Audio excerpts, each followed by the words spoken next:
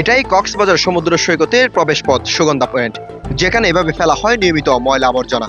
আশেপাশের ব্যবসায়ীরা ছেঁড়া জাল, কোথাও ফিশ ফ্রাইয়ের বর্জ্য, ডাবের খোসা, প্লাস্টিকের বোতল ও চায়ের টিস্যু প্যাকেট ফেলছে প্রকাশ্যে। বিশ্বের দীর্ঘতম সমুদ্র সৈকত কক্সবাজার, যে সৈকতের সুগন্ধা পয়েন্ট একসময় পর্যটনের প্রধান আকর্ষণ ছিল, আজ তা পরিণত হয়েছে বর্জ্যের ভাগাড়ে। এতে পর্যটকরা সহজেই চলাচল করতে পারছে না। মেন হচ্ছে যে এটা একটা বিগ এরিয়া, আর এটা হচ্ছে পৌঁছার এরিয়া, বুঝছেন? এই এরিয়া যে রাস্তার যে এত যে ময়লা, বুঝেন নাই? আর এখান থেকে টুরিস্ট যাওয়া আসার সময় অনেক গন্ধ, পর্যটক আসতে পারে না, যেতে পারে না। আর এখানে অনেক দোকানদার আছে, অনেক বিভিন্ন ধরনের ব্যবসায়ী আছে, বুঝেন নাই? তারা এই ময়লার জন্য অনেক কি দুঃখান্ত, তারা ব্যবসা বাণিজ্য থেকে আর কি ব্যবসাতে অনেক আগ্রহ হয় না, বুঝেন না? কারণ সবাই তো এখানে ব্যবসা করে খায়। তাই জন্য এই যে এই রাস্তাতে যে এত ময়লা, বুঝেন না? একটা টুরিস্ট আসতে পারে না দুর্গন্ধের জন্য। এটার জন্য আমরা সবাই কি করতে চাই, ভালো যান এই ময়লাটা যখন অন্য জায়গায়, এইখান থেকে যখন অন্য জায়গায় চলে যায়, এটার জন্য আমরা ব্যবস্থা চাই।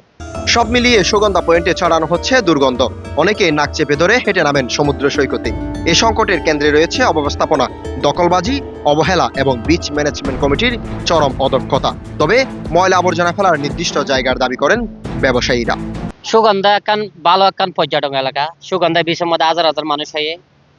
তো হাজার হাজার মানুষ আই ওনারা দেখে ওনারা দেখতো না ময়লা ফেলাতে।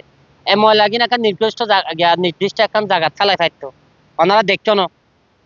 তো আসলে এই নিয়ে না ফেলানো উচিত আমি মনে করি। এনলে যেন এখন পর্যটক এলাকা, ওনারা দেখতেন তো হারা ফেলার, জেনারে ওনার যারা হকার ব্যবসা আছে তারা ফেলার, জেনারে খাদ্য দোকান আছে তারা ফেলার, ওনারা দেখতেন তখন তারা ফেলার আরাতে হুয়াকা বইত। বালিয়াড়ি জুড়ে প্লাস্টিক ও পলিথিনের স্তূপ, সুগন্ধা ডেস্টিনি বিল্ডিং এর দক্ষিণে ডাবের কুষার পাহাড়, সামনে পচা ফিশ ফ্রাইয়ের বর্জ্যে ছড়াচ্ছে বিষাক্ত দুর্গন্ধ। ডাস্টবিন থাকলেও বেশিরভাগই ভাঙা ও অকার্যকর। আশেপাশে সকলেই ফেলছে নোংরা আবর্জনা।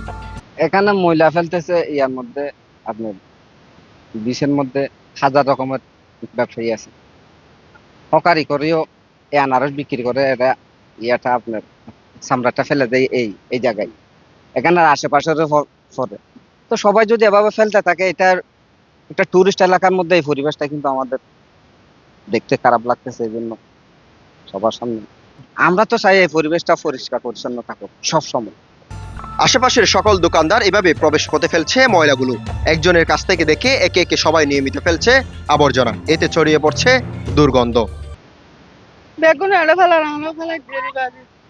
এখন এভাবেই জমছে বর্জ্য, জন্ম নিচ্ছে মশামাছির জাগ।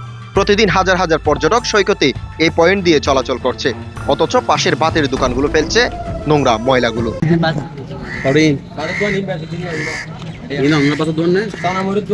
ময়লা বিকিনার ফেলন দেনে এবার তো ময়লা পানি, তো ময়লা পানি স্পষ্ট দেখা যায়।